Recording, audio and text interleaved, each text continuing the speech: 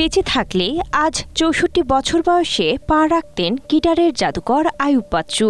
সঙ্গীতে যিনি ছিলেন একাধারে গীতিকার, সুরকার, পরিচালক এবং গায়ক। দেশের পাশাপাশি আন্তর্জাতিক অঙ্গনেও তার গানে মুগ্ধ দর্শক। আজকের এই বিশেষ দিনে আইয়ুব বাচ্চুকে স্মরণ করছেন তার ভক্ত অনুরাগীরা। ১৯৬২ সালের এই দিনে চট্টগ্রামে জন্মগ্রহণ করেন আইয়ুব বাচ্চু। ১৯৮৩ সালে স্বপ্ন পূরণ করতে ঢাকায় এসেছিলেন এই গুণী শিল্পী। এরপর কঠোর পরিশ্রম, ধৈর্য ও প্রতিভা দিয়ে নিজেকে প্রতিষ্ঠিত করেন দেশের অন্যতম জনপ্রিয় ব্যান্ড তারকা হিসেবে।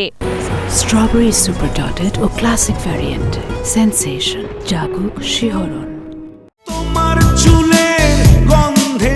১৯৯০ সালে গড়ে তোলেন নিজের লিটল রিভার ব্যান্ড, যা পরবর্তীতে LRB হিসেবে পরিচিতি পায়। শুধুমাত্র রক সঙ্গীতেই নয়, লোকগীতি, আধুনিক গান ও চলচ্চিত্রের গানেও কণ্ঠ দিয়েছেন আইয়ুব বাচ্চু।